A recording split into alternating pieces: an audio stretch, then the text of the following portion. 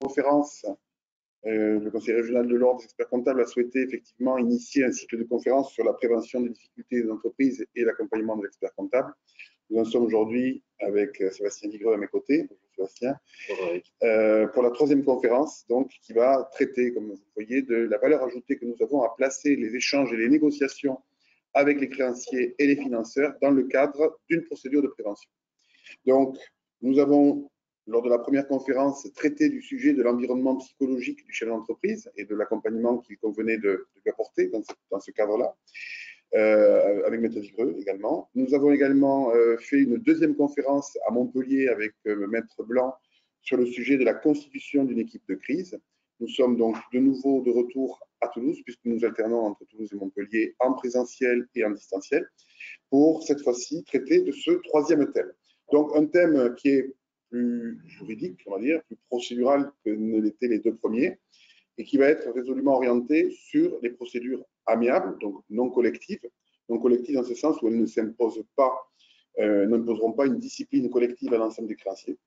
Elles vont donc avoir pour caractéristique d'être ces procédures plutôt discrètes, on va dire, confidentielles, mais elles ne lient pas forcément les créanciers qui peuvent décider de suivre ou de ne pas suivre la procédure. Ils gardent une certaine liberté.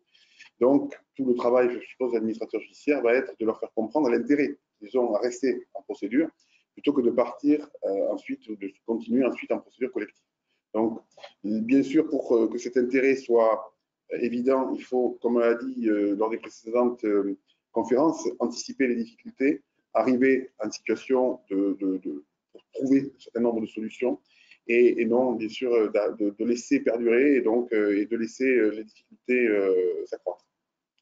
Donc, pour traiter du sujet de ce soir, nous allons d'abord faire un petit rappel des principales caractéristiques des procédures amiables, que sont donc le mandat ad hoc et la conciliation. Nous verrons qu'il y a des points communs, des différences.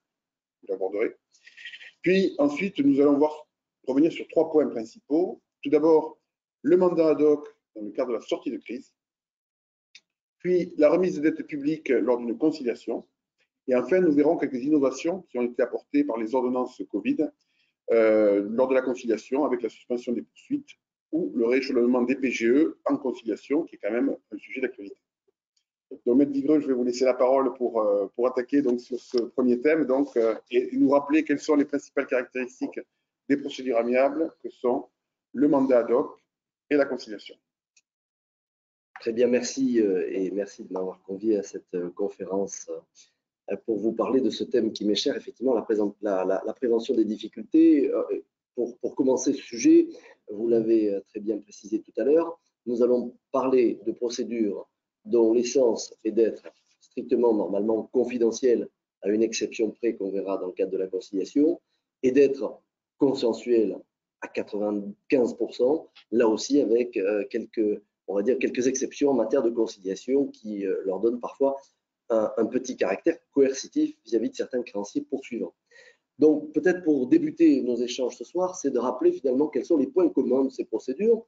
Donc, procédures, ça a été dit tout à l'heure, procédures d'abord qui sont des procédures volontaires. On ne peut pas être placé en mandat ad hoc ou en conciliation si on ne le demande pas. Aucun créancier peut demander à ce qu'une entreprise ne soit placée en conciliation. Donc, c'est à travers l'équipe qui entoure le chef d'entreprise que se prend cette décision d'aller vers le tribunal et d'aller chercher cette mission de mandat ad hoc ou de conciliation. Ça a été dit tout à l'heure, le choix du praticien est important. Généralement, un administrateur judiciaire qui est donc effectivement librement désigné par le chef d'entreprise. Il doit y avoir un contact avant l'ouverture de la procédure, et ce d'autant qu'il y a une obligation de signer une convention d'honoraires négociée en amont avec des plafonds d'honoraires qui doivent être joints à la requête qui sera ensuite déposée entre les mains du président.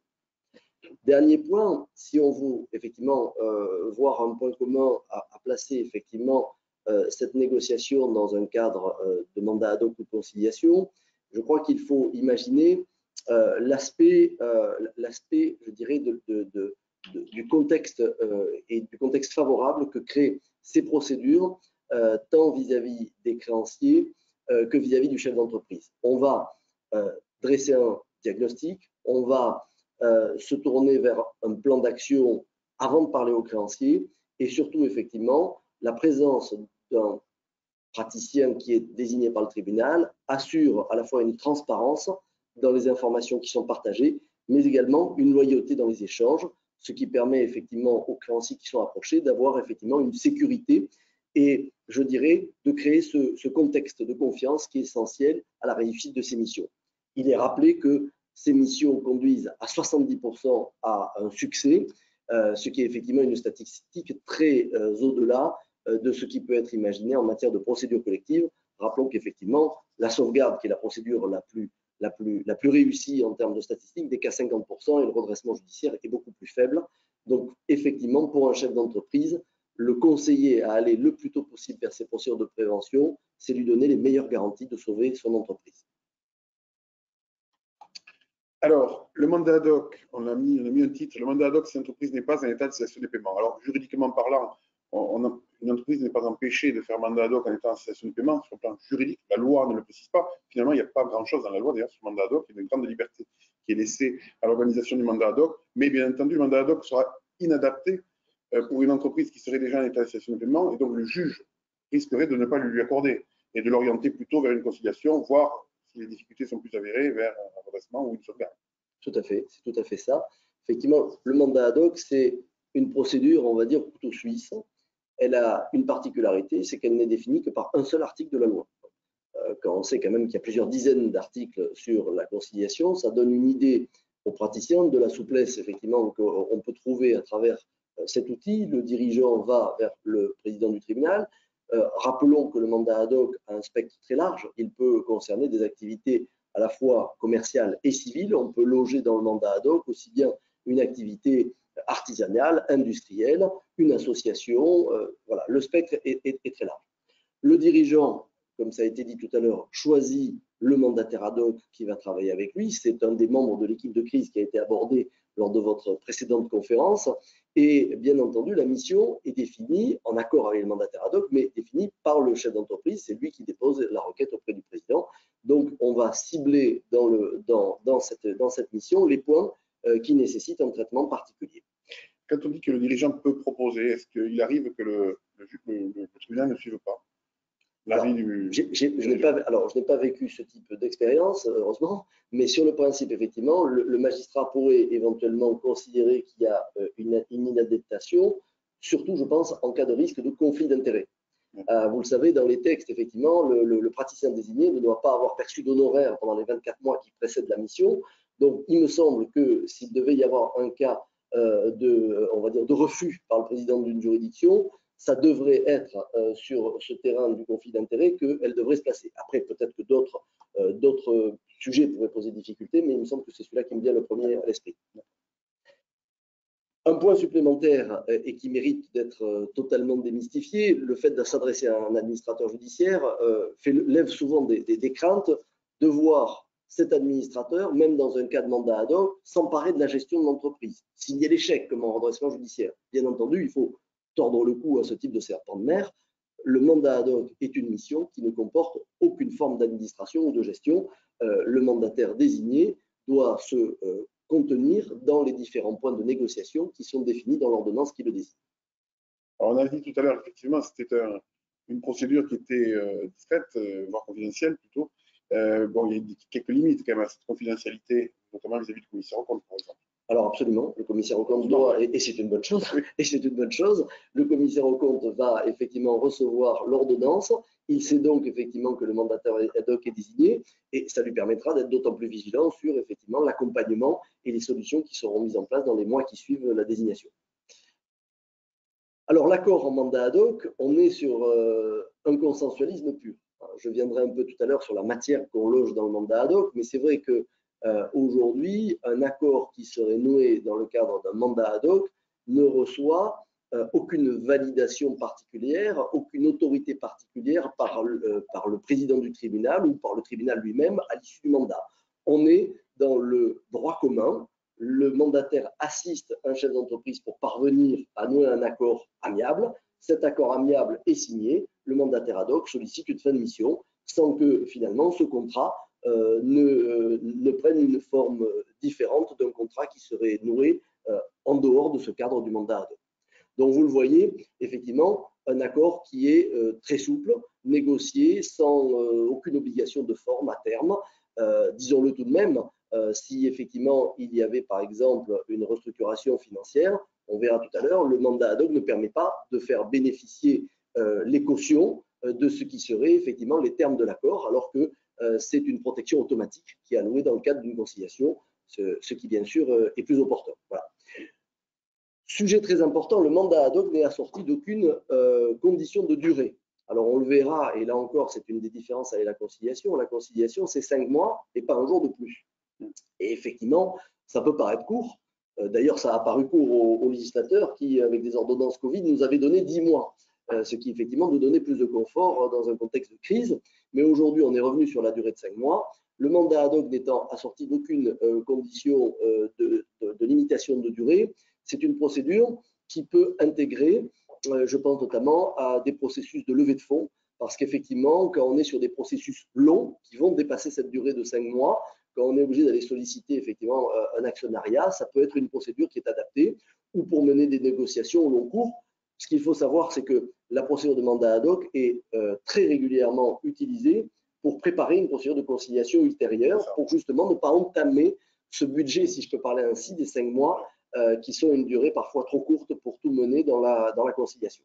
On le verra, vous commencez à en parler, mais on va le voir dans les prochaines conférences également. Souvent, la stratégie, elle réside dans la suite qu'on peut donner à une procédure en enchaînant une autre. Et donc, le fait d'imbriquer une procédure dans une autre, finalement, ça va nous permettre d'avoir une stratégie globale et justement de reculer cette problématique de temps qui peut quelquefois être préjudiciable parce que trouver un accord en 5 mois, ce n'est pas toujours facile. Tout à fait. Tout à fait. Je pense qu'effectivement, dès lors que là, justement, on n'est pas dans un état de cessation des paiements avéré qui bloquerait l'ouverture d'un mandat ad hoc, il est tout à fait opportun, dans le cadre des conciliations que nous allons aborder tout à l'heure, de le faire précéder d'un mandat ad hoc qui va durer jusqu'à ce que se profile l'accord. Et effectivement, une fois que l'accord se profile, eh bien, on va basculer en conciliation, on va voir tout à l'heure, pour pouvoir effectivement lui donner une plus grande autorité que ce qu'on aurait pu faire dans le cadre d'un mandat ad hoc. Voilà. Ben justement, parlons de la conciliation. Alors là, on a changé de titre, on dit absence de cessation des paiements ou cessation des paiements de moins de 45 jours. Donc, on voit très bien que la conciliation permet à l'entreprise de la solliciter sur un environnement de temps qui est plus large finalement que le mandat ad hoc, même si le mandat ad hoc n'est pas limité juridiquement. La conciliation va être plus adaptée pour une entreprise qui approche de la cessation des paiements.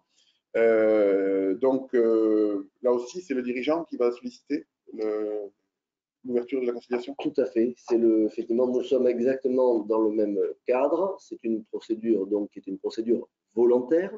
C'est une procédure qui est confidentielle, avec d'ailleurs, elle est assortie effectivement de sanctions, qui sont des sanctions civiles, mais effectivement, toute personne qui est approchée par le conciliateur doit se tenir à un strict respect de cette confidentialité.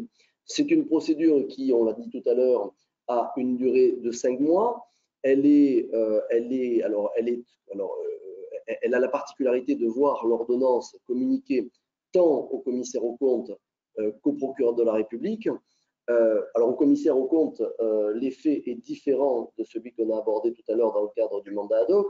Pourquoi ?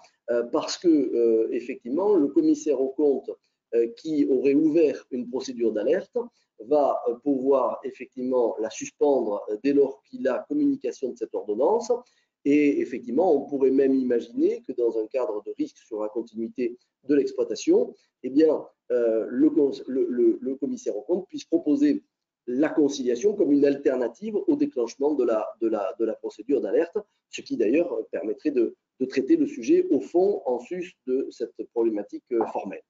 Voilà, donc effectivement, un impact, et on le voit déjà sur ce sujet effectivement vis-à-vis du commissaire aux comptes, un impact beaucoup plus grand que celui du mandat ad hoc, qui est effectivement une procédure beaucoup moins formelle.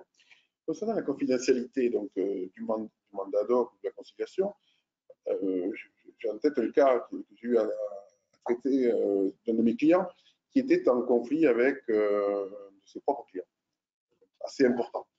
Donc, on a essayé de régler le conflit au travers d'un mandat ad hoc.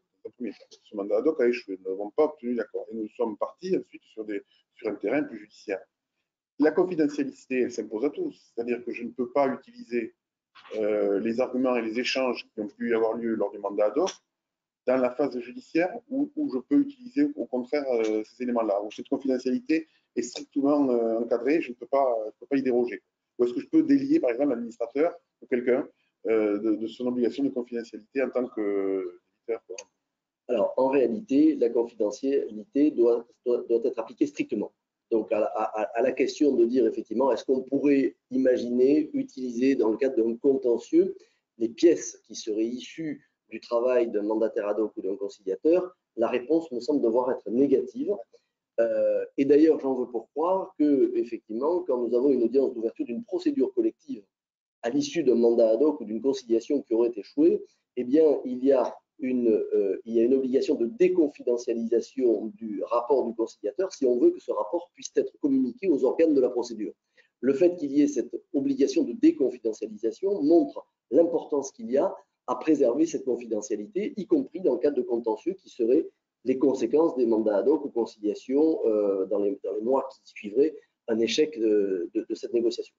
Y compris l'expert comptable qui utiliserait par exemple des éléments qui ont été échangés à l'occasion du mandat ad hoc pour établir un rapport économique, par exemple, dans le cadre d'une procédure ultérieure. Alors effectivement, je pense qu'il faut effectivement éviter de faire état de ces informations-là, car effectivement, l'expert comptable est un professionnel averti d'une part de l'obligation de confidentialité et d'autre part, il a eu accès à des informations confidentielles de par ce statut de praticien aux côtés du chef d'entreprise. Donc, il doit redoubler de vigilance pour effectivement, même s'il a connaissance de ce qui s'est négocié, ne pas faire état que ces négociations se sont tenues dans un cadre bien particulier, ni de la teneur de ces négociations. Revenons à la conciliation. Là aussi, c'est le dirigeant qui décide, qui peut proposer donc le nom d'un conciliateur. C'est tout à fait ça. Généralement, l'équipe se constitue, comme vous avez pu le voir, en amont. Il y a une rencontre, il y a un échange nécessaire sur, finalement, la stratégie. Toujours pareil, hein, que l'on soit dans un mandat ad hoc ou dans une conciliation, les étapes sont toujours les mêmes. Toujours un diagnostic sur l'origine des difficultés, toujours un plan d'action qui permet de les résoudre, et ensuite seulement, une stratégie de négociation pour répartir les efforts, car ces procédures, elles ont le mérite justement d'essayer de répartir équitablement les efforts entre les créanciers, les actionnaires, éventuellement les caisses sociales et fiscales. C'est de cet équilibre effectivement à trouver dont dépendra la pérennité dans les mois qui suivent pour le dirigeant. Alors, la conciliation est la procédure reine pour les restructurations financières complexes. Est-ce que vous pouvez nous expliquer un petit peu ça? Tout à fait. Alors, cette procédure de conciliation, vous l'avez compris, elle est une procédure qui est souvent tournée vers les dossiers complexes, avec effectivement, vous le voyez, une procédure qui permet d'y rentrer alors qu'on est en cessation des paiements, donc une situation plus dégradée que celle qui doit précéder un mandat ad hoc, avec effectivement une cible très fréquente, la restructuration financière. Alors, pourquoi la restructuration financière se loge généralement dans la conciliation? Eh bien, pour des raisons de sécurité juridique. Des raisons de sécurité juridique parce que, justement, et c'est une des différences majeures avec le mandat ad hoc, la conciliation doit, si elle s'achève par un succès, ce qui est généralement le cas, effectivement, elle doit aboutir à un accord signé entre toutes les parties, et les parties, effectivement, ça peut être des créanciers, ça peut être effectivement des actionnaires, ça peut être des sociétés d'un groupe, ça peut être effectivement toutes les parties qui sont, ou des investisseurs qui arrivent. Donc, effectivement, un protocole qui va recevoir soit une validation par une ordonnance de constat par le président du tribunal, soit dans des cas plus rares, une homologation. On verra les différences de ces deux décisions de justice qui viennent clôturer et donner une onction aux accords qui ont été trouvés, mais on le voit, ces accords reçoivent une validation juridiciaire qui leur donne une portée plus grande et qui accorde aux parties une plus grande sécurité, comme on va le voir dans les développements futurs. Donc effectivement, procédure de conciliation, elle est généralement demandée par les établissements financiers. Dès lors qu'on va effectivement voir un protocole de conciliation, eh bien, ils préfèrent que cette procédure soit à l'issue, soit constatée, soit homologuée par le président du tribunal, en sachant que l'homologation est d'ailleurs une des conditions qui permet d'obtenir le fameux privilège de new money, le privilège de conciliation. On en parlera, mais effectivement, c'est un privilège qui peut être recherché par des financeurs qui viennent s'exposer au cours de la conciliation. D'accord. Au-delà de, Peut-être au-delà de ce cas où on ne parle que des partenaires financiers, parce qu'il ne faut pas cantonner la conciliation à un simple accord avec des partenaires financiers, c'est aussi une procédure qui est très adaptée en cas de diversité des co-contractants ou des créanciers à gérer au sein d'une même procédure. Elle est sécurisante pour les partenaires financiers, elle le sera tout autant pour des bailleurs immobiliers qui effectivement auraient besoin effectivement de sécurité sur un protocole. Elle est tout aussi sécurisante également pour les caisses sociales et fiscales qui voient effectivement les accords qu'ils auraient pu octroyer, les moratoires notamment, validés par la juridiction, ce qui bien sûr donne plus de sécurité à l'ensemble et une garantie également de transparence des uns vis-à-vis des autres. Alors, qu'est-ce qui met fin à la procédure de conciliation?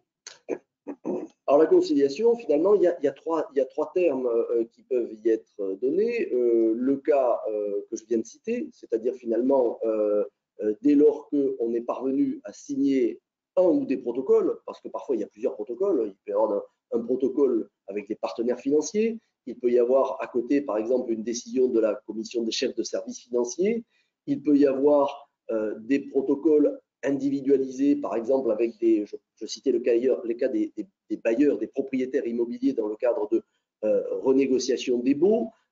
Il peut y avoir, vous voyez, tout un ensemble d'accords qui vont être finalement constatés à l'issue et effectivement, dès lors que l'ordonnance est sortie, l'ordonnance ou le jugement, la conciliation vient à terme, même si on n'est pas au bout des 5 mois. Le deuxième cas, on en a parlé tout à l'heure, c'est justement l'arrivée de la fin des délais des 5 mois, et ça peut être une arrivée funeste si on n'a pas abouti à un accord justement avec les partenaires, car bien entendu, la plupart du temps, les accords qui peuvent être trouvés avec une certaine catégorie de créanciers sont conditionnés au fait qu'on trouve un accord avec tous. Bon. Donc en pratique, effectivement, si on arrive au bout des 5 mois sans avoir trouvé un accord, soit parce qu'effectivement on n'a pas eu la bonne idée parfois ou on n'a pas pu faire précéder cette conciliation d'un mandat ad hoc, on est parfois obligé, dès lors qu'il n'y a pas cessation des paiements, de repasser par un mandat ad hoc pour ensuite revenir en conciliation, mais 3 mois plus tard, pour pouvoir, voilà, parce qu'il y a effectivement un délai de carence de 3 mois pendant lesquels on ne peut pas réouvrir de conciliation à l'issue d'une première conciliation. Donc vous voyez, ça rallonge les délais et ça n'est pas favorable effectivement à la dynamique, mais le législateur l'a voulu ainsi, il a voulu 5 mois de manière à ce que effectivement les négociations par le conciliateur soient le plus rapide possible. Voilà. D'où l'intérêt de tout préparer le maximum dans le mandat ad hoc. Absolument, absolument. Le dernier cas, alors bien sûr, c'est celui qui est le moins fréquent, je dirais, c'est le cas où le conciliateur ne parvient pas à nouer un accord. Et là, effectivement, généralement, c'est un constat de fin de mission qui est fait, une ordonnance requérant la fin de la mission, et souvent, bien entendu, le basculement vers une autre procédure derrière. D'ailleurs, comment peut-on présenter, je dirais, l'articulation entre la phase de conciliation d'un côté et la procédure collective éventuellement ensuite? Alors, c'est une question très intéressante parce que la conciliation, quand elle existait à l'origine, elle n'était pas forcément une procédure passerelle vers d'autres procédures. Elle avait son autonomie, mais depuis 2005, le législateur, dans les différentes retouches successives, il a fait de cette conciliation un passage obligé vers d'autres procédures qui peuvent être des procédures collectives. Je pense notamment au pré-pac-cession. Donc, le pré-pac-cession, de quoi s'agit-il? Il s'agit en réalité d'une procédure de conciliation qu'on va qualifier de classique, au cours de laquelle il apparaît que l'entreprise, soit pour des raisons économiques, soit en l'absence de possibilité de trouver un accord avec ses créanciers, que cette entreprise ne pourra pas apurer ses dettes dans le cadre d'un moratoire amiable, voire même qu'elle ne pourra pas les apurer du tout, même dans une procédure collective avec un plan sur 10 ans, parce que effectivement, elle est soumise à des conditions peut-être nouvelles, conjoncturelles ou autres, qui font que l'apurement de la dette devient illusoire. Dans un tel cas, eh bien, on trouve précisément la disposition du pré-pac-cession qui veut que le conciliateur écrive à toutes les parties avec lesquelles il a parlé pendant la conciliation pour leur indiquer que la société et l'entreprise va se tourner vers une recherche d'acquéreurs potentiels pendant la conciliation. Et paradoxalement, ça peut paraître effectivement très curieux, mais alors même que la procédure de conciliation est par essence confidentielle, le législateur a prévu que ce soit uniquement le conciliateur qui puisse mener une recherche d'acquéreurs potentiels avant l'ouverture d'une procédure collective qui, elle, ne durait que quelques semaines, le temps de faire un choix parmi les offres qui auraient été identifiées. Donc le paradoxe, c'est comment arriver à identifier des acquéreurs potentiels alors même qu'on est soi-même frappé d'une mission confidentielle, enfin frappé, que l'on mène une mission confidentielle qui ne peut être révélée au grand public. Donc là-dessus, bien entendu, on a des outils, mais vous voyez, le pré-PAC-cession, c'est une procédure qui est précédée obligatoirement par soit un mandat ad hoc, soit une conciliation pour identifier les candidats acquéreurs de la même manière que ce qui aurait été fait dans le cadre d'un redressement judiciaire. Est-ce qu'un pré-PAC-cession travaillé au travers d'une procédure de conciliation ne permet pas tout de même d'orienter un peu mieux la session plutôt que d'ouvrir, je dirais, le champ comme on le fait lors d'une procédure collective classique? Alors, je crois que le fondement même du pré-PAC, c'est précisément l'idée que toute entreprise qui a été placée en redressement judiciaire perd une très grande partie de sa valeur. Donc, effectivement, les dégâts sur l'écosystème, que ce soit les clients, les fournisseurs, qui peuvent être d'ailleurs des dégâts définitifs. Hein, certains métiers ne supportent pas le redressement judiciaire. Hein, quand si on fait du négoce, par exemple, effectivement, on n'a plus de crédit fournisseur. Donc, on n'a plus de crédit fournisseur, c'est difficile de faire du négoce. Donc, vous voyez, il y a tout un tas de secteurs d'activité qui sont malheureusement incompatibles avec une période d'observation qui voit l'entreprise ruiner son fonds de commerce. Donc, dans ce cadre-là, on va loger toutes les négociations avec les candidats acquéreurs pendant cette conciliation pour aboutir à des offres à l'identique de celles qui auraient été déterminées pendant une période d'observation. Le but étant, et c'était ce qui était voulu, qu'il n'y ait que quelques jours, quelques semaines maximum, de manière à ce que l'écosystème n'ait pas, entre guillemets, le temps de trop s'émouvoir de cette période de redressement judiciaire qui n'aura pour but que de faire un choix parmi les offres qui ont été reçues par le conciliateur. Mais, bon, disons-le bien clairement, c'est une procédure complexe qui est rarement mise en œuvre, mais qui a beaucoup de mérite sur certaines activités qui ne peuvent pas être cédées hors de ce cadre-là. D'accord. Et donc, préalablement à une procédure de sauvegarde, on peut aussi retrouver donc, cette conciliation? Alors, sauvegarde, on va distinguer la sauvegarde classique de la sauvegarde accélérée.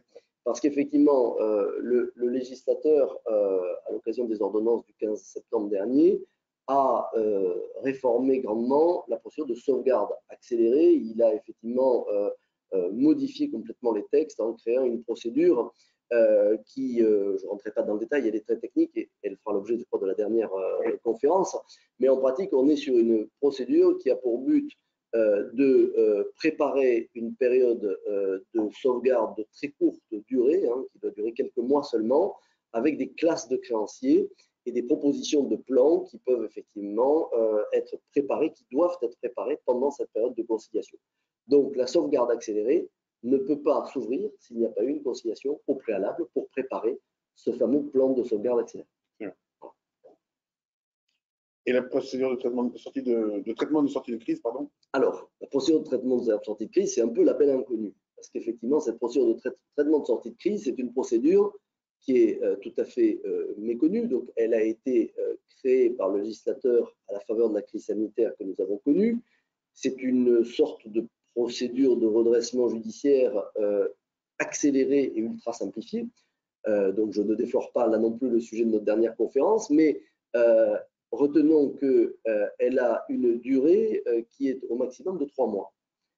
Il n'échappera à personne que d'arriver à bâtir un plan de redressement sur une durée aussi courte est particulièrement ambitieux et on ne pourra que conseiller aux chefs d'entreprise de préparer ce plan de redressement dans le cadre d'une procédure de conciliation qui permet d'être en état de cessation des paiements parce que cette procédure de traitement de sortie de crise est réservée aux entreprises en cessation des paiements. Donc oui, la conciliation, même si ça n'est pas une obligation, peut être une phase préparatoire très opportune si un chef d'entreprise choisit cette procédure de traitement de sortie de crise pour traiter ses difficultés.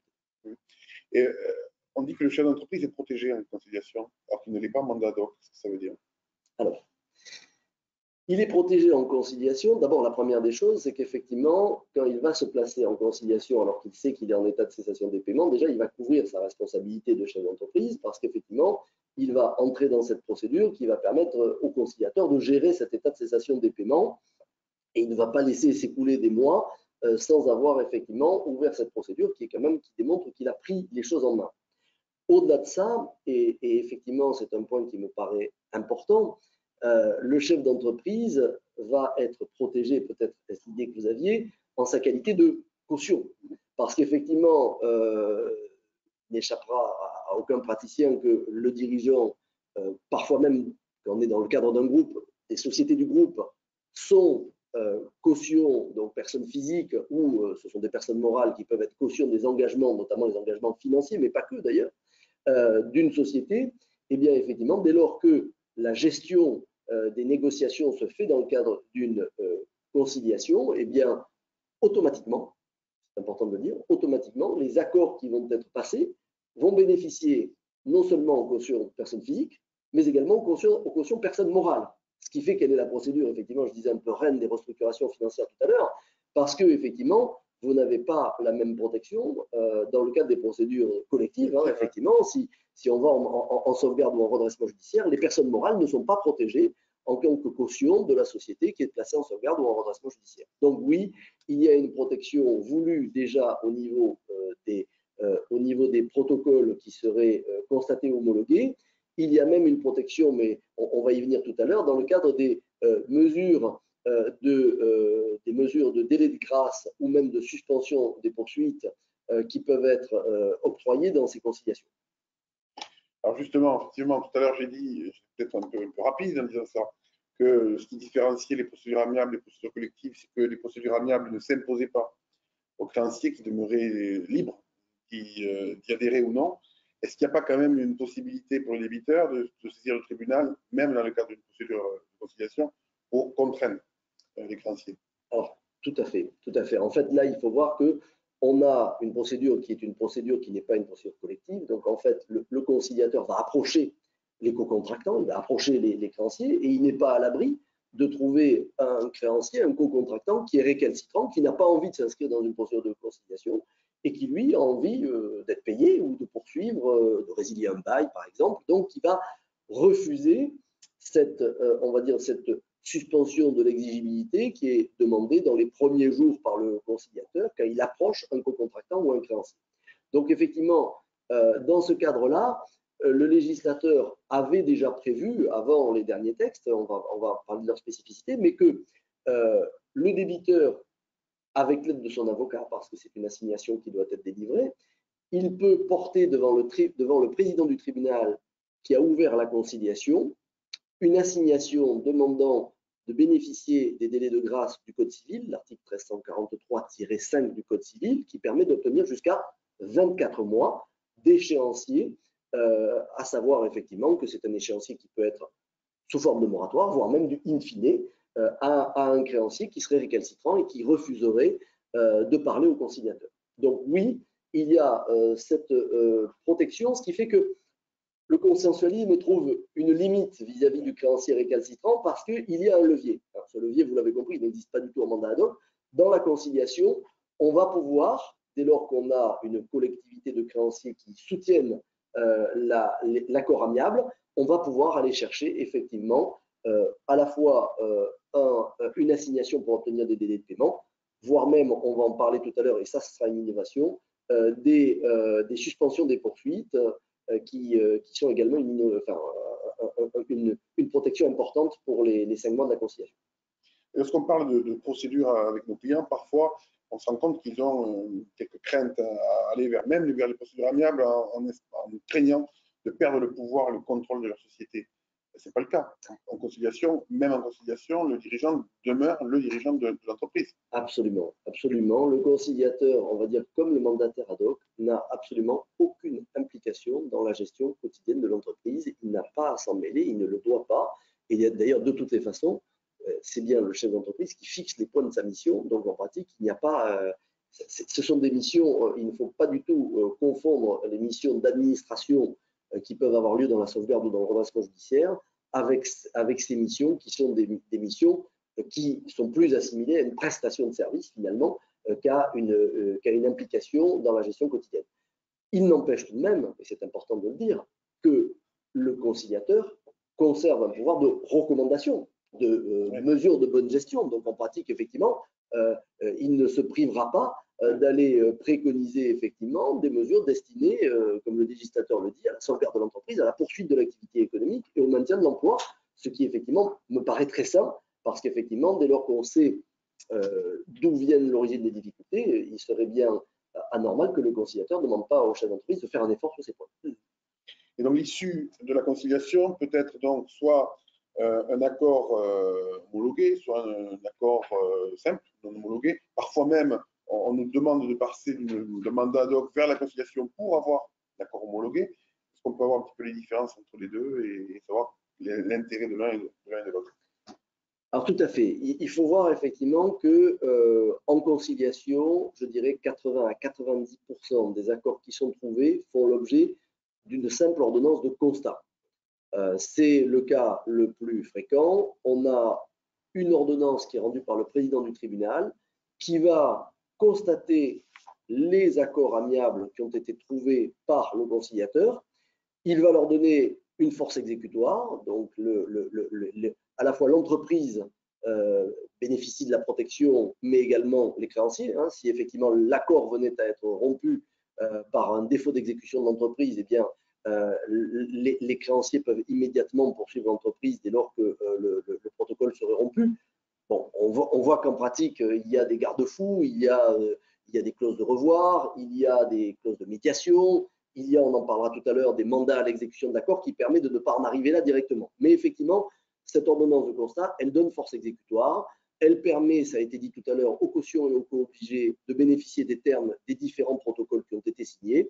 Et elle a une confidentialité stricte parce que cette ordonnance n'est communiquée qu'à l'entreprise, aux co-contractants ou créanciers qui ont signé effectivement les différents protocoles d'accord et aux conciliateurs. Donc vous le voyez, un cercle très limité. Et bien entendu, elle n'apparaît nulle part, ni sur le CABIS, ni sur le RCS. Aucune mention n'est faite de cette ordonnance de constat.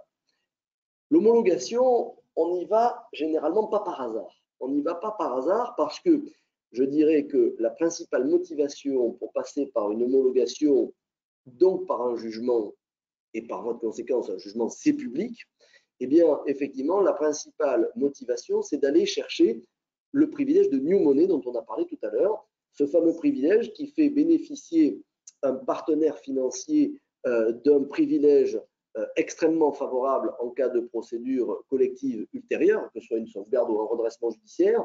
Il ne pourra pas être soumis au délai du plan. Donc on voit tout de suite l'intérêt. Je suis financeur, j'accepte de m'exposer en prenant un risque complémentaire ou un nouveau risque dans le cadre d'une conciliation. Je suis associé, j'expose un compte courant d'associé, un complément au compte courant d'associé pendant la période de conciliation pour justement parvenir à un accord de conciliation. Eh bien, je peux vouloir sécuriser cette prise de risque par ce privilège, effectivement, de new money qui n'est accessible que par le jugement d'homologation. On l'oublie souvent, ça, que même l'associé peut bénéficier du privilège du new money. Tout à fait. C'est un rare cas, justement, où on peut avoir un privilège en tant qu'associé, un privilège véritable sur un effort consenti pendant la conciliation. C'est tout à fait ça. Il faut faire le bon choix, parce qu'effectivement, si on cherche cette sécurité-là, il ne faut pas aller directement en apport au capital, parce qu'un associé peut tout simplement le réflexe naturel de dire bon, ben, j'augmente mon capital social. Bon, là, augmentation de capital social, pas de new money. Donc, il faut bien conseiller les clients pour qu'ils sachent que s'ils veulent effectivement, alors les clients ou les investisseurs, parce que c'est souvent un investisseur qui va demander à se protéger en cas de défaillance ultérieure, mais effectivement bien les conseiller en leur disant qu'une des valeurs ajoutées de l'homologation peut être ce privilège. Alors, au-delà de ça, on va retrouver toutes les autres caractéristiques de l'ordonnance de constat. On a la force exécutoire. Les cautions éco-obligées, personnes physiques, personnes morales bénéficient des termes des différents accords. On a effectivement deux autres aspects qui sont spécifiques avec un jugement d'homologation. Première chose, s'il y a une interdiction d'émettre des chèques auprès de la Banque de France, elle est remise en question et le chef d'entreprise retrouve sa liberté d'émettre des chèques. Et l'autre point, et qui est souvent recherché d'ailleurs en termes de sécurité juridique, un jugement d'homologation empêche une remontée de la date de cessation des paiements avant son prononcé.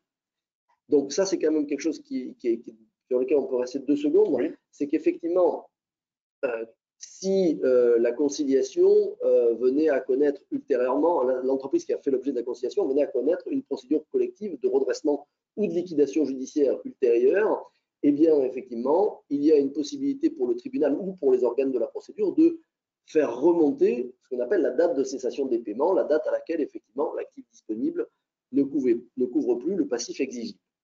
Et cette date de cessation des paiements, car elle est fixée, effectivement, de manière antérieure au jugement d'ouverture, elle peut être remontée jusqu'à 18 mois, elle fait naître une insécurité juridique pour tous les actes qui ont été passés postérieurement.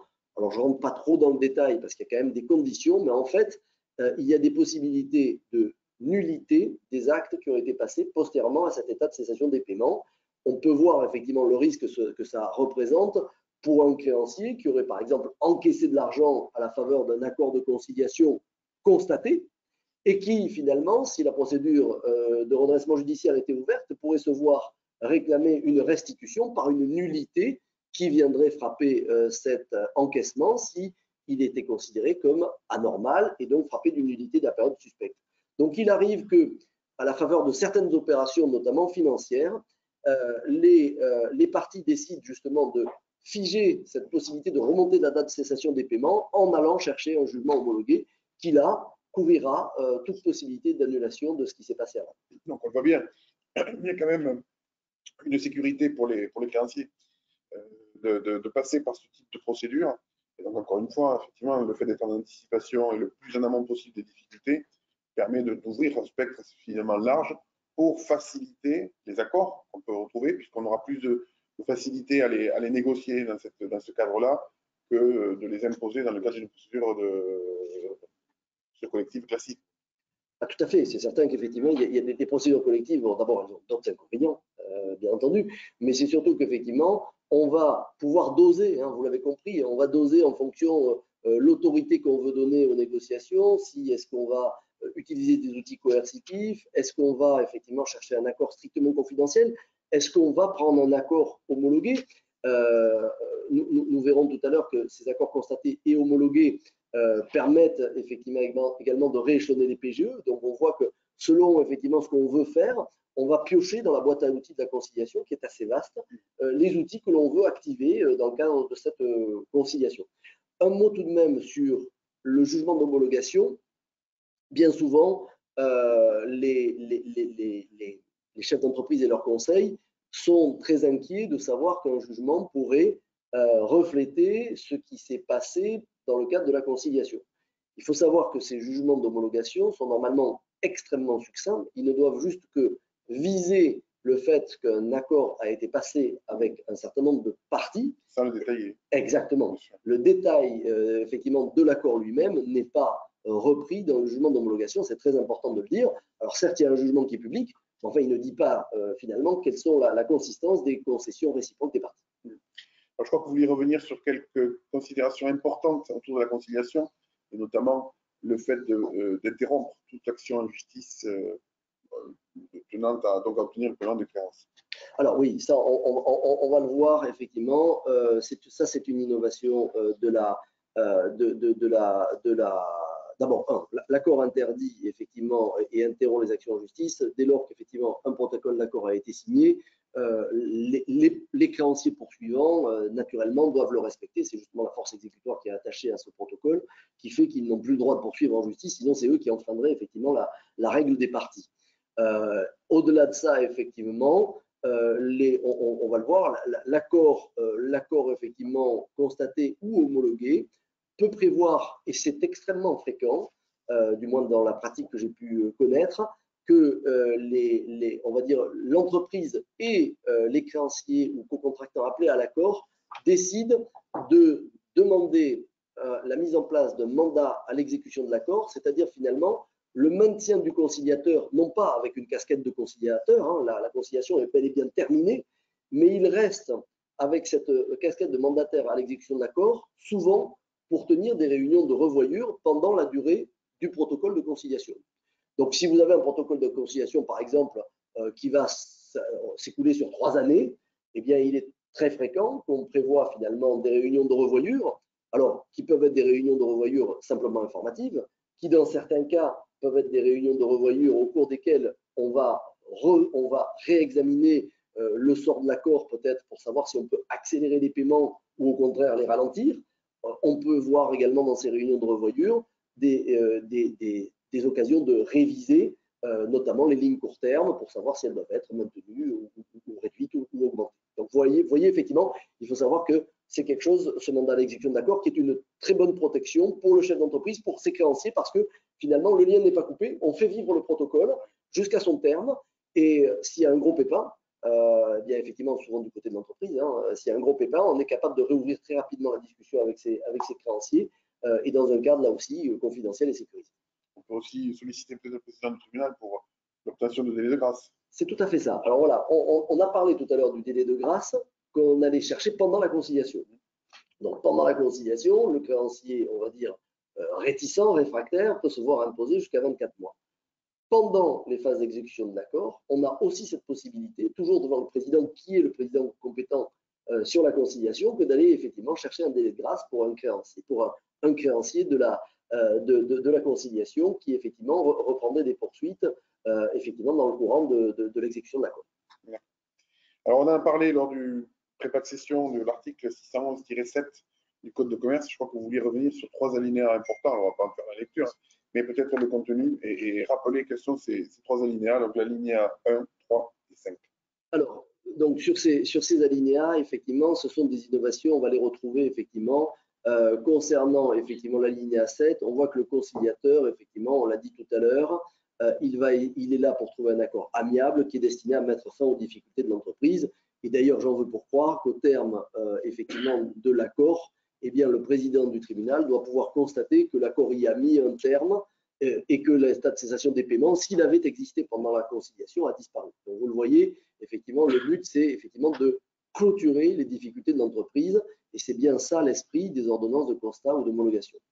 Au-delà de ça, effectivement, on voit, et c'est rappelé par l'article 607, que le conciliateur peut, en cours de mandat, effectivement être chargé de céder le fonds de commerce si effectivement il paraît illusoire de payer les dettes, et donc il faut envisager effectivement de céder ce fonds en sachant qu'il n'y a par exemple pas de capacité d'autofinancement disponible dans les mois et années qui suivent. Et enfin, effectivement, on voit que le conciliateur peut obtenir des renseignements auprès effectivement du président du tribunal et d'un certain nombre d'interlocuteurs, mais généralement, comme c'est un travail d'équipe, l'obtention de renseignements doit venir spontanément. Ce serait très mauvais signe si le conciliateur avait besoin de s'adresser à quelqu'un d'autre que le chef d'entreprise et à ses conseils pour obtenir ces renseignements. L'alinéa 3. Alors, l'alinéa 3, on va en parler également tout à l'heure, effectivement, c'est le fait que, chose très méconnue, très peu pratiquée, la conciliation permet à l'équivalent des procédures de sauvegarde et de redressement judiciaire de rechercher des remises de dettes publiques. On va en parler et effectivement d'imaginer que les créanciers publics ne soient pas seulement sollicités sur des moratoires, mais se tourner vers la CCSF pour aller au-delà, c'est-à-dire effectivement demander des remises, on va voir dans quelles conditions, des remises de dettes publiques. C'est quelque chose qui est très méconnu, peu utilisé, mais compte tenu du contexte et notamment des dettes Covid qui ont été accumulées pendant ces derniers mois au titre effectivement des caisses sociales notamment, eh bien on peut imaginer que cet article 611-7 alinéa 3 trouve application dans les mois et années à venir. On va voir dans quel contexte. C'est vrai qu'on pense souvent à l'étalement et pas souvent à la remise. Absolument. Alors, oui, l'alinéa 5. Donc, l'alinéa 5, eh bien, c'est cette fameuse innovation. Alors, il y a eu 2 innovations majeures sur l'ordonnance du 15 septembre dernier, sur justement ces mesures coercitives dont on parlait tout à l'heure vis-à-vis des créanciers qui sont approchés par le conciliateur. Les 2 innovations, donc on a parlé du délai de grâce sur l'article 1343-5 du Code civil. Ça existait avant l'ordonnance du mois de septembre dernier. Ce qui est nouveau, c'est 2 choses. Tout d'abord, effectivement, la possibilité d'aller chercher la suspension des poursuites pendant la durée de la conciliation. Donc, ça veut dire quoi?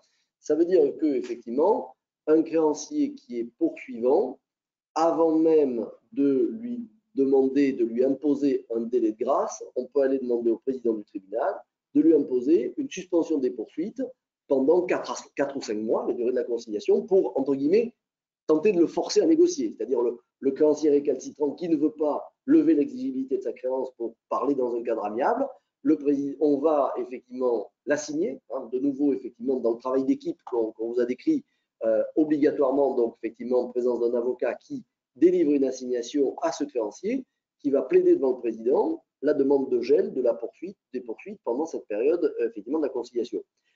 Pour prendre peut-être quelques exemples, vous pouvez réfléchir par exemple au cas d'un propriétaire bailleur qui a un arriéré de loyer et qui va, nonobstant la désignation d'un conciliateur, aller chercher la résolution du bail immobilier, qui lui-même est, je dirais, un élément essentiel du fonds de commerce. Donc, on va effectivement, dès lors que ce dernier refuse de rentrer dans une discussion amiable, on va demander un gel des poursuites pour geler, paralyser sa capacité de dénoncer le contrat. On pourrait imaginer également le cas d'un créancier qui est titulaire d'une décision de justice exécutoire, donc effectivement qui est titré. Donc celui qui est titré, il n'a pas besoin effectivement de grand-chose pour aller bloquer les comptes bancaires et éventuellement se payer lui-même. Dans un tel cas, là aussi, on pourrait, dès lors qu'il refuse de geler l'exigibilité, aller demander au président du tribunal de geler et de suspendre des poursuites pour la période de la conciliation, là aussi pour l'amener à de meilleures intentions et essayer de le raisonner pour le ramener dans une négociation amiable, ce qui est quand même clairement le but de ce type de procédure. Voilà. Peut-être dernière innovation et qui est non des moindres, c'est la possibilité, toujours cet article 611-7 alinéa 5, qui est une petite mine, il est un peu compliqué à lire, mais il présente une autre caractéristique très innovante, la possibilité de demander au président du tribunal le gel d'une dette non échue. Alors ça c'est nouveau parce qu'effectivement, on a parlé des délais de grâce qui étaient la dette échue avant l'ouverture de la conciliation, où bon, on a affaire à quelqu'un qui ne veut pas négocier, on lui impose un délai de paiement pour la dette échue et existante. L'innovation, c'est de dire, on va pouvoir demander un gel d'une dette qui n'est pas encore échue au moment de l'ouverture de la conciliation, et donc, effectivement, pour une durée strictement limitée par le législateur, à 5 mois. Donc, par exemple, on a un exemple, les loyers. On a un loyer de crédit bail immobilier, par exemple. Eh bien, effectivement, on peut aller chercher auprès du président, toujours par la voie de l'assignation qui a été abordée tout à l'heure, on peut aller chercher un gel de ces loyers non échus, ce qui permet, vous le comprenez, de préserver la trésorerie et effectivement de contraindre une classe de créanciers peu encline à faire des efforts. C'est le cas des crédits bailleurs immobiliers, ils tiennent la propriété, donc ils sont très sécurisés. Donc on peut contraindre comme ça, effectivement, un créancier pendant 5 mois de ne pas percevoir effectivement les loyers à échoir. C'est limité dans le temps. Et encore faut-il après pouvoir les payer. Mais effectivement, c'est une mesure importante en termes de préservation de la trésorerie pendant la conciliation. Tout à fait. Et merci, Maître, pour ce panorama, je dirais, des caractéristiques du mandat ad hoc de la conciliation, points communs et différences. On va peut-être maintenant aborder des sujets d'actualité, puisqu'on a un dispositif périssable, je crois que c'est le 31 décembre 2022 qu'il demeure, et qu'il s'agit donc du mandat ad hoc de sortie de crise. Vous pouvez nous en dire quelques mots, s'il vous plaît. Alors, ce sera rapide. Le mandat ad hoc de sortie de crise, c'est une mesure qui a été accordée par le Conseil national des administrateurs judiciaires et mandataires judiciaires de manière à favoriser l'accès pendant la période de crise sanitaire à des petites entreprises à ces procédures de prévention. Donc, comme lors des experts comptables, le Conseil national est signataire du plan d'action qui a été mis en place par le gouvernement, plan d'action qui prévoit d'une part, des consultations gratuites par tous les praticiens de France et de Navarre, et qui comporte d'autre part, effectivement, ces procédures que je vais qualifier de low cost, parce que le but, c'est effectivement de permettre à des toutes petites entreprises, des TPE, de bénéficier de procédures à des coûts très maîtrisés. Alors, de quoi parlons-nous? On ne parle que d'entreprises de moins de 10 salariés. Ce sont des mandats qui ne peuvent durer que 3 mois. Et effectivement, leur coût est plafonné à 1 500 € pour les entreprises de moins de 5 salariés et 3 000 € pour les entreprises jusqu'à 10 salariés. Donc vous voyez, effectivement, ça veut dire que pour 500 € par mois, une entreprise qui a moins de 5 salariés, effectivement, va pouvoir être assistée par un mandataire ad hoc qui effectivement devra inclure, quel que soit le nombre d'heures travaillées, ces diligences pendant 3 mois dans ce budget de 1 500 €. C'est quelque chose qui se voulait très attractif. De la même manière, 3 000 €, 1 000 € par mois sur une entreprise de 10 salariés. Voilà. Pour autant, on ne peut pas parler de succès. Effectivement, moi, pour ma part, je n'en ai connu aucune. Et à ma connaissance, effectivement, la plupart des juridictions n'ont jamais été saisies de tels dispositifs qui se voulaient pour autant très attractifs et dans un but justement de démocratiser ces procédures amiables. C'est quand même intéressant de l'évoquer, puisque alors, je fais un petit aparté, puisque vous êtes effectivement, la profession d'administrateur judiciaire est très impliquée, et bon, les experts comptables sont aussi, dans le cadre de la prévention des difficultés des entreprises. Et vous savez que nous avons au Conseil régional de l'ordre des experts comptables d'Occitanie. Nous avons à cœur de relancer en permanence le fonctionnement des CIP avec les avocats, avec les commissaires aux comptes, avec les anciens juges du tribunal consulaire, avec les chambres de commerce et les chambres de métiers. Donc là aussi, c'est l'occasion d'offrir aux chefs d'entreprise une consultation gratuite et confidentielle de professionnels qui ne sont pas les conseils de l'entreprise, qui ne rencontreront plus par la suite dans les procédures éventuelles, pour avoir un certain nombre d'informations. On n'est pas là pour faire du conseil, pour orienter vers une solution, mais pour donner de l'information, éventuellement, pour, pourquoi pas, conseiller d'aller quand même, tout de même, dans les conseils, voire en administration judiciaire, pour aller plus loin, justement, dans la recherche d'une solution. Voilà, donc tous ces dispositifs ne sont pas concurrents, sont complémentaires, et donc, bon, on est quand même à le signaler, notre profession est également très, très, très mobilisée. Écoutez, voilà, je crois que toutes les professions doivent se mobiliser. Ce qui est paradoxal, c'est qu'en pratique, nous n'avons jamais eu une boîte à outils aussi garnie. Nous avons théoriquement un contexte effectivement qui aurait dû conduire effectivement à des procédures amiables en plus grand nombre. On va voir d'ailleurs quelques caractéristiques complémentaires, mais effectivement, pour l'heure, effectivement, les statistiques nationales sont plutôt à la baisse, ce qui peut paraître un peu surprenant dans les chocs successifs que subissent les entreprises. Surprenant et décevant, parce que je pense qu'il y a quand même une solution. Tout à l'heure, vous avez fait un sacré teasing en nous parlant de remise de dette publique. C'est peut-être l'occasion de vous en dire un peu plus. Alors, on va en parler. Alors, attention, voilà, là, on est là encore comprenez bien le propos, on est dans une, bien entendu, on est dans une négociation amiable et on est dans le cadre de remise de dette publique qui sont naturellement facultatives. Les créanciers publics n'ont aucunement l'obligation, parce qu'on est dans le cadre d'une conciliation, d'octroyer des remises de dette. Et d'ailleurs, ces remises de dette, elles sont forcément très encadrées, vous vous en doutez. On est à la frontière de différents droits. Il ne faut pas rompre effectivement l'égalité de traitement des contribuables. On a effectivement des mesures qui, s'il y avait des abandons de dettes trop significatifs, pourraient nuire à la liberté de la concurrence. Donc, en pratique, ce sont quand même des dispositifs qui sont extrêmement sensibles et réservés, n'ayons pas peur de le dire, à une très faible minorité de dossiers. Mais pour autant, regardons quand même ce sujet, parce que il pourrait, on va dire, il pourrait trouver application dans des cas où les entreprises surendettées, effectivement, peuvent faire une proposition aux créanciers, mais des propositions qui supposent qu'on réduise l'assiette, effectivement, du passif à apurer. Alors, quelles sont ces conditions? Bon, les dettes publiques concernées, d'abord, il faut savoir qu'effectivement, toutes les dettes publiques ne sont pas éligibles aux remises de dettes publiques de l'article R626-10 du Code de commerce. Ce ne sont que les impôts directs, donc soit perçus au profit de l'État ou des collectivités territoriales. Ça peut être également des cotisations sociales, mais attention, uniquement les parts patronales, naturellement. Les parts salariales ne sont pas du tout rémissibles. De la même manière, les pénalités majoration, amendes d'intérêt peuvent faire l'objet de remises au titre de cet article. Vous l'avez noté, bien entendu, le grand absent de cette énumération, c'est la TVA. Donc les impôts indirects et en particulier la TVA ne sont jamais rémissibles. Donc inutile d'aller demander à une CCSF d'obtenir un abandon, ça ne sera pas envisageable. Voilà. Donc, quels sont les critères qui permettent à la CCSF de décider justement ces remises? Et pour nous, conseil, quels sont les critères qu'on doit mettre en avant justement lorsqu'on prépare un dossier à la CCSF pour solliciter justement la remise des dettes publiques? Alors d'abord, je dirais le premier critère, c'est qu'elle soit justifiée.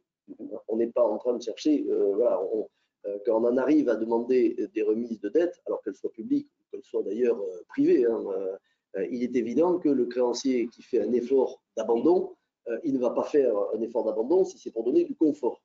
il ne fera effectivement un effort d'abandon que si il est absolument convaincu qu'on est dans l'impossibilité d'assumer la totalité de la créance. Donc, première chose, il faut que cet abandon il soit justifié. Et bien souvent, d'ailleurs, les abandons sont assortis de clauses de retour à meilleure fortune, que ce soit d'ailleurs pour les créanciers privés comme les créanciers publics. Mais pour autant, quels sont les critères qui existent dans les textes? Les critères, c'est que l'examen de la demande par la CCSF, il est effectué en tenant compte déjà des efforts qui ont été consentis par les créanciers privés. Il y a une notion de proportionnalité. Donc, si vous arrivez vers une CCSF en disant, écoutez, je voudrais un abandon de 50% des dettes publiques rémissibles, et que les créanciers privés n'auraient fait effectivement aucun effort similaire, je pense qu'il y a peu de chances que la CCSF aille dans le sens de la demande du conciliateur. Si en revanche, je prends l'exemple de dire, dans un cas où des créanciers privés placés dans la même situation face effectivement à la même entreprise ont consenti 50% d'abandon, par exemple, de leurs créances, eh bien, on peut imaginer que cet effort-là, qui a déjà été consenti par des créanciers d'une autre nature que les créances publiques, eh bien, effectivement, peut constituer un premier pas pour que la CCSF considère qu'effectivement, elle doit examiner la demande de remise, puisque les créanciers privés sont déjà rentrés dans cette voie d'appurement de la dette. Alors, si on voit bien que la négociation est collective.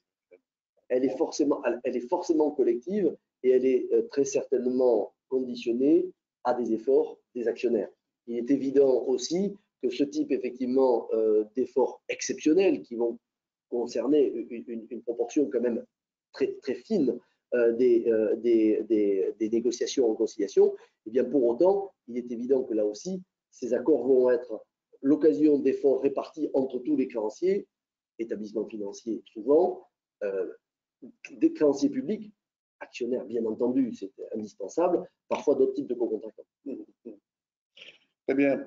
Autre point d'actualité que nous souhaitions aborder dans cette conférence, bien, les ordonnances Covid ont apporté un certain nombre d'innovations à la procédure de conciliation. Donc, on voulait aborder certaines d'entre elles, et notamment, on va commencer à l'aborder, mais la suspension de poursuites et la suspension des dettes à échoir. Voilà.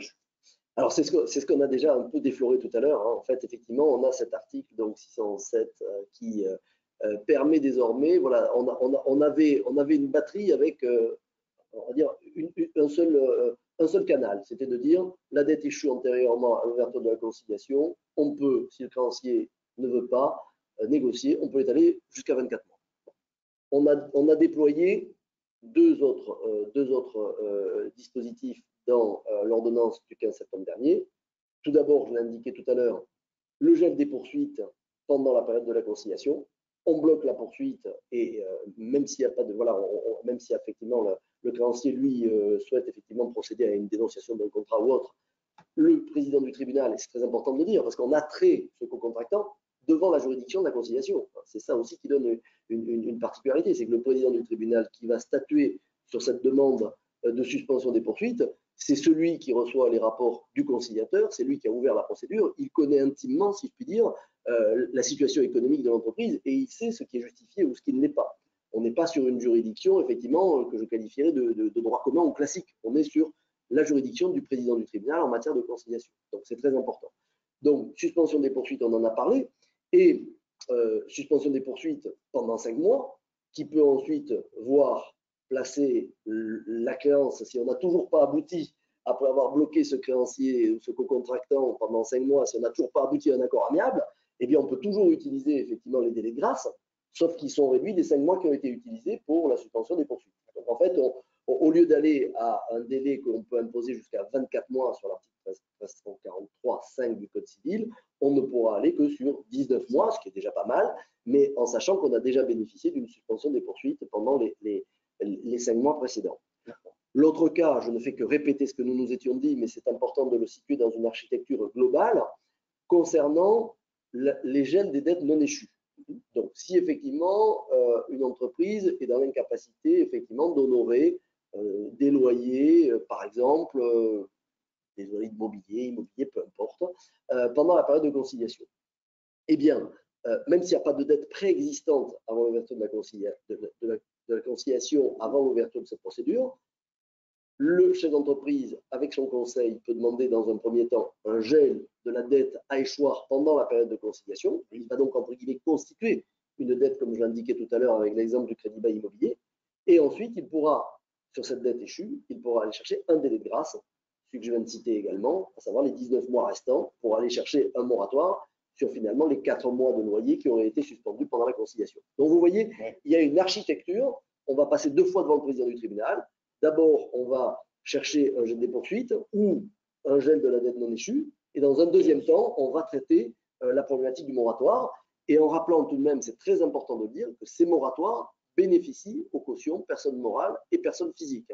Donc le délai qui est imposé par le président du tribunal, c'est un délai qui est opposable. Ça n'est pas parce que le créancier n'a pas négocié à l'amiable qu'il va pouvoir effectivement toquer dès le lendemain de l'ordonnance qui lui impose un délai de grâce, toquer à la porte des cautions et se faire payer. Oui. Je pense qu'on le précise après. Hein. Oui. Effectivement, les cautions bénéficient donc des délais de suspension des poursuites et des délais de grâce. Tout à fait. Donc en fait, les cautions sont effectivement extrêmement bien traitées dans la conciliation dans tous les cas de figure. C'est-à-dire en fait que l'on soit dans le cadre de l'accord constaté ou homologué. On l'a dit tout à l'heure, dans les 2 cas, peu importe si on est homologué ou constaté, les cautions, même si ça n'est pas écrit dans le protocole, par l'effet de la loi, elles bénéficient du délai et des moratoires de tout ce qui est le contenu de l'accord. Deuxième cas de figure, on vient d'en parler à l'instant, on va dire les délais de grâce ou les suspensions des poursuites qui sont consentis au cours de la période de conciliation. Là encore, c'est automatique. On n'a pas besoin de l'écrire. Automatiquement, les cautions sont protégées, même si, effectivement, c'est un effet coercitif de la décision du président qui vient imposer ce délai ou cette suspension des poursuites aux co-contractants. Et enfin, nous avons exactement le même dispositif dans le cadre des délais de grâce qui peuvent être accordés dans le cadre de l'exécution du protocole de conciliation. Donc, on se situe après la conciliation. Il y a effectivement un créancier qui avait été approché par le conciliateur. Il reprend des poursuites. Et bien, en réalité, là aussi, on va pouvoir lui imposer des délais de grâce jusqu'à 24 mois et faire bénéficier les cautions de ces 24 mois. Donc, effectivement, je pense qu'il faut, et c'est très important dans les groupes de société, parce qu'effectivement, l'effet domino peut être effectivement malheureusement recherché par le créancier. Donc, il faut avoir présent à l'esprit cette opposabilité. Alors, un dernier point qu'on voulait aborder, parce que nos clients l'abordent très souvent, il s'agit du rééchelonnement des PGE. Et donc, sans parler du rééchelonnement possible pour les PGE de 50 000 € avec le miniature du crédit, donc une disposition qui nous met quelquefois un petit peu en difficulté, puisqu'on doit quand même commettre un certain nombre d'attestations. Il faut vraiment viser pour expliquer que l'entreprise ne va pas être en situation de payer son PGE tout en n'étant pas en situation de paiement. Donc, il faut vraiment viser dans la fenêtre de tir. Il y a la possibilité d'utiliser ce formidable outil qu'est la conciliation, je pense que vous avez convaincu, aussi pour le rééchelonnement des PGE. Alors c'est tout à fait ça. Effectivement, ce dispositif est d'ailleurs assez ancien, si je puis dire, parce qu'il date d'un arrêté du 8 juillet 2020. Donc effectivement, on est sur quelque chose d'assez ancien, dans lequel effectivement le législateur, 2021, pardon, 2021, dans lequel les pouvoirs publics, sur un accord qui a pu être trouvé notamment avec la Commission européenne, ont pu maintenir la garantie de l'État dans le cadre de rééchelonnement des PGE à une condition, c'est qu'effectivement, ces rééchelonnements de PGE se fassent soit dans une procédure collective, forcément dans un cadre judiciaire avec des jugements, soit alors à travers une conciliation, précisément parce que la conciliation, à son terme, voit une décision de justice, soit à travers un constat ou une homologation. Donc, c'est de par effectivement la présence de ce constat ou de cette homologation qui constitue la décision de justice nécessaire que finalement les pouvoirs publics ont permis, à travers cet arrêté, aux partenaires financiers qui s'inscriraient dans le cadre d'une démarche volontaire de retraitement de ces PGE dans le cadre d'une conciliation, d'avoir une sécurité juridique qui est quand même extrêmement importante pour eux, c'est-à-dire effectivement pouvoir conserver de manière certaine la garantie de l'État. Et alors, ce qui est intéressant à dire, c'est que la conciliation, paradoxalement, va avoir un effet supérieur aux procédures collectives en la matière. Pourquoi? C'est qu'en matière de procédure collective, un établissement de crédit peut se voir imposer des délais d'un plan et donc, au titre du jugement qui homologuerait ce plan, va conserver la garantie de l'État. Mais un plan, ça peut avoir une durée maximale de 10 ans. En conciliation, il n'y a pas cette règle.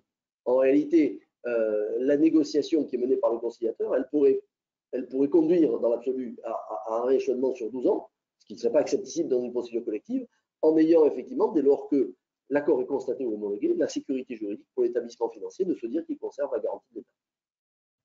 Donc, effectivement, on voit parmi nos clients ceux qui, je pense, auront des difficultés à rembourser ce PGE. On a tout intérêt à anticiper et éventuellement donc à s'orienter vers une procédure de conciliation.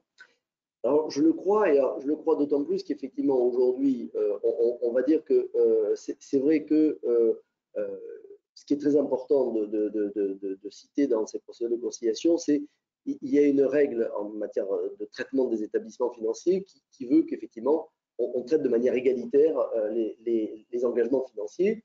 Et bien entendu, si on ne pouvait pas toucher au PGE, ce serait extrêmement contraignant, surtout avec des PGE dont on sait qu'ils vont se rembourser désormais sur 4 ans, avec effectivement parfois un montant de 25% du chiffre d'affaires. Bon, c'est quand même considérable. Bon.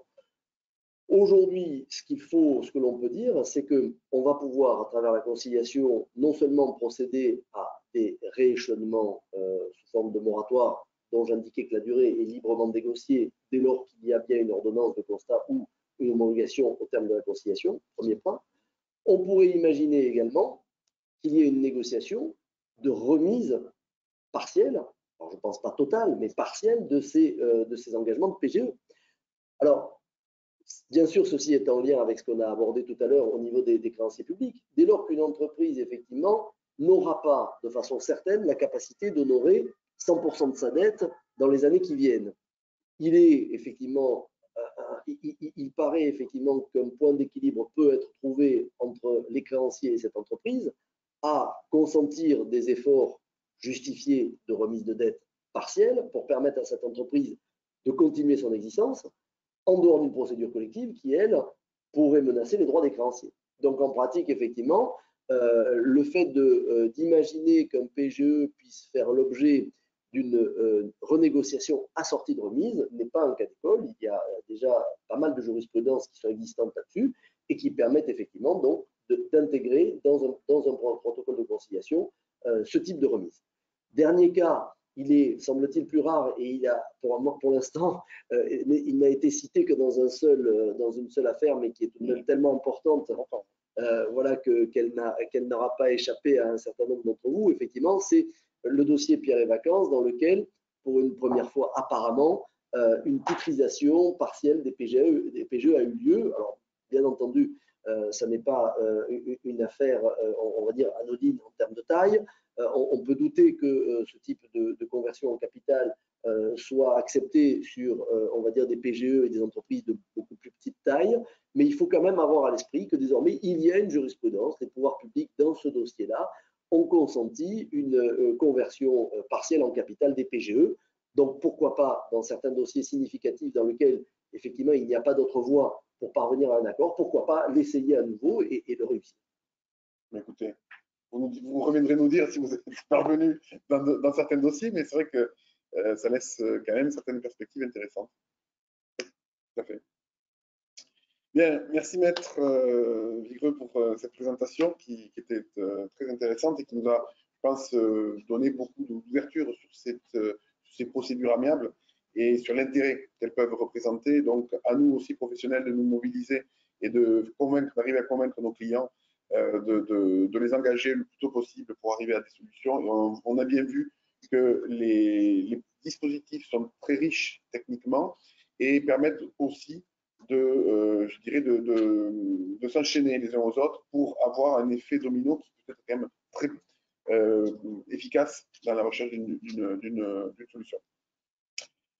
Donc, on va vous laisser la parole pour ceux qui souhaiteraient intervenir, poser des questions à Maître Vigreux. Je vous rappelle avant que les deux précédentes conférences et celle-ci seront visibles en replay sur le site de l'Ordre, ainsi que le support de la conférence d'aujourd'hui. Et je vous indique également que la prochaine conférence qui aura lieu à Montpellier avec Maître Jean-François Blanc se déroulera le 30 mai prochain, toujours pareil, de 17h à 19h en présentiel en visio, Et le thème sera quel peut être le rôle du conciliateur ou de l'administrateur judiciaire dans le rapprochement d'entreprises fragilisées. On va rentrer un peu plus, je dirais, dans l'enchaînement des différentes procédures et dans la stratégie qu'on doit mettre en place dans ce cadre-là.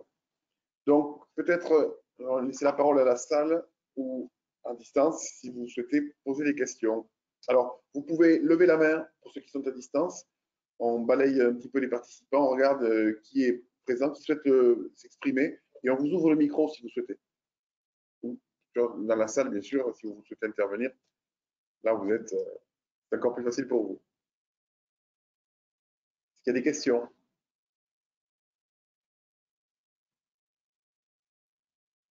Non? On peut voir en bas, peut-être, Fabrice, s'il n'y a pas des gens qui auraient levé la main, on ne verrait pas. Non. Pas de questions? Des cas que vous souhaiteriez aborder, ou quelque chose qui est entré au sujet, bien sûr. N'hésitez surtout pas, on est là pour ça et on recueille toujours avec plaisir les interventions des uns ou des autres. Bon, écoutez, s'il n'y a pas de questions, c'est que vous avez été parfaitement clair. Je ne sais pas s'il faut en tirer cette conclusion, mais... Et qu'on a bien balayé le sujet, certainement. Bon, écoutez, je vous remercie alors à toutes et à tous pour votre présence dans cette période chargée. Je souhaite beaucoup de courage pour la continuer et la terminer. Et puis, je vous donne rendez-vous donc le 30 mai prochain. Merci pour votre attention. Merci.